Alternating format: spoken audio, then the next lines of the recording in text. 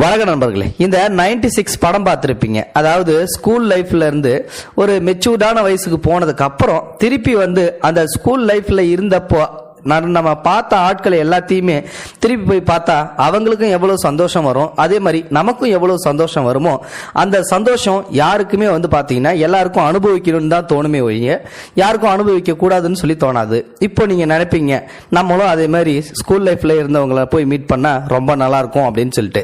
யார் யாரெல்லாம் நினைக்கிறீங்களோ மறக்காம போயிட்டு இந்த வீடியோவை பார்க்கறதுக்கு முன்னாடி கமெண்ட் பாக்ஸ்ல எனக்கும் அந்த ஆசை இருக்குங்க அப்படின்னு சொல்லிட்டு கமெண்ட் பாக்ஸ்ல சொல்லிடுங்க. நான் சொல்ல போற இந்த ஒரு சம்பவமும் அதே மாதிரி தான் நடந்துச்சு. ரொம்பவும் வந்து ஒரு அருமையான சம்பவம் அப்படின்னே சொல்லலாம். சேலம் மாவட்டத்துக்கு பக்கத்துல இருக்கிற பாரப்பட்டி அப்படின்ற ஊர்ல சேர்ந்தவங்க தான் ருக்மணி.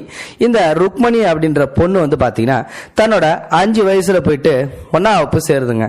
இந்த 1ஆம் வகுப்பு சேர்ந்த உடனே வந்து பாத்தீங்கன்னா கொஞ்ச நாள் ஸ்கூலுக்கு போயிட்டு இருக்கு. அங்க ஸ்கூலுக்கு வெளியில சரோஜா அப்படின்ற ஒரு 60 வயசு பாட்டி ஒருத்தங்க மாங்காய் புளியங்காய் அப்படி இப்படின்னு சொல்லிட்டு சின்ன சின்ன மிட்டாய்களையும் பழங்களையும் வித்துக்கிட்டு இருக்கு. அந்த நேரம் அந்த இடத்துக்கு போகணும். அந்த பாப்பா ருக்மணி போய் அந்த இடத்துல அந்த பாட்டியே ஊத்து பாக்குது, மாங்காவையும் ஊத்து பாக்குது. இந்த பாட்டிக்கு என்னடா அது ஊத்து பாக்குது, நம்ம வந்து பாவமா இருக்கே அப்படின்னு சொல்லிட்டு அந்த பாப்பாவை மட்டும், பாப்பா இங்க வாமா உனக்கு என்ன மாங்காய் வேணுமா அப்படின்னு சொல்லிட்டு ஒரு சின்ன கீத்து மாங்காவை எடுத்து அந்த பாப்பா கையில கொடுக்குது. அவ்வளவுதாங்க, அவ்வளவு சந்தோஷம் ருக்மணிக்கு. வாங்கி சாப்பிட்டுட்டு பாட்டிக்கு ஒரு முத்தம் கொடுத்துட்டு டாடா சொல்லிட்டு நேரா ஸ்கூலுக்கு போய் படிக்க போகுது. இப்படியே வந்து பாத்தீங்கன்னா அடுத்த நாளும் வந்து நிக்குது. இந்த பாட்டிக்கு மனசு இறங்கி போய் மறுபடியும் அடுத்த நாள் கொடுக்குது.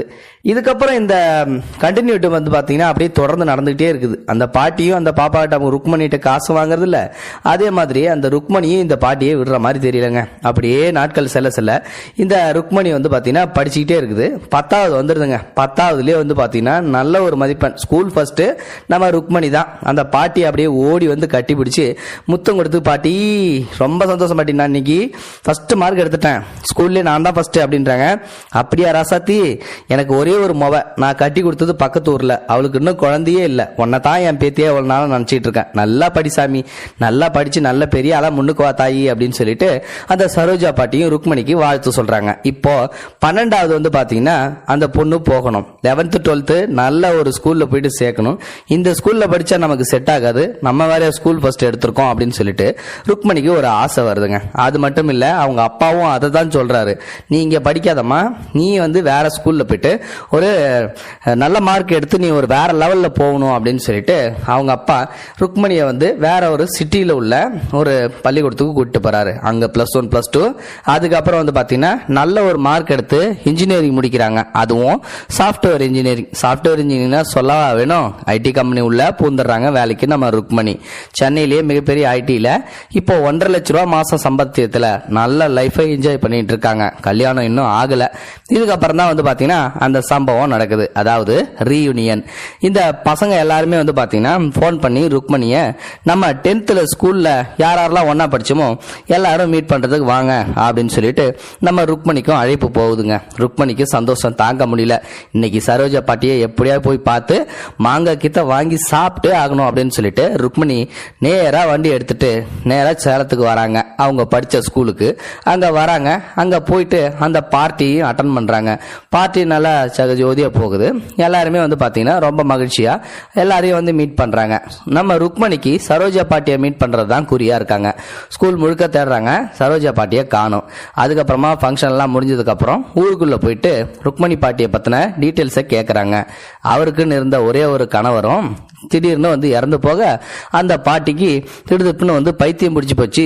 ஊரையே சுத்தி வந்தாங்க. அவங்க பட்டுக்கும் மனப்பரமா வந்து அவங்களே வந்து பேசுவாங்க. அதனால அந்த பாட்டி கிட்ட யாரும் பேசுறது இல்ல. கொஞ்ச நாளாவே அந்த பாட்டிய காணோம், எங்க போனாங்கன்னு தெரியல அப்படின்னு சொல்லிட்டு சொல்லிடுறாங்க. இப்போ ருக்மணிக்கு தான் கொண்டு வந்த சின்ன சின்ன பொருட்களை அவங்களுக்கு தேவையானதை கொடுத்துட்றாங்க. அதாவது வந்து வாட்ச்மேன் கிட்ட போயிட்டு இந்த குவார்டர் பாட்டில் ஒன்று, இந்த சமயக்காரம்மாட்ட போயிட்டு ஒரு துணி வந்து பழைய துணி, அதே மாதிரி மாதிரி வந்து இந்த மாதிரி ஒரு சில சின்ன சின்ன பொருட்கள்லாம் அவங்க வாழ்க்கையில சந்திச்சவங்கள்ட்ட ருக்மணி கொடுத்துட்டு வந்தாங்க. ஆனா நம்ம சரோஜா பாட்டிக்கு மட்டும் ஒரு மிகப்பெரிய பட்டு புடவை ஒண்ணு, அதுக்கு தகுந்தாப்புல ஜாக்கெட் பிட்டு, பாவாடை எல்லாமே வந்து எடுத்துட்டு வந்திருந்தாங்க. எல்லாமே வந்து காஸ்ட்லியான பொருள் தான். இது மட்டும் ஸ்பெஷலா அந்த பாட்டிக்கு தரணும் அப்படின்ற ஒரு குறிக்கோள்ல ருக்மணி வந்தாங்க. ஆனா சரோஜா பாட்டை வந்து பார்க்கவே முடியல.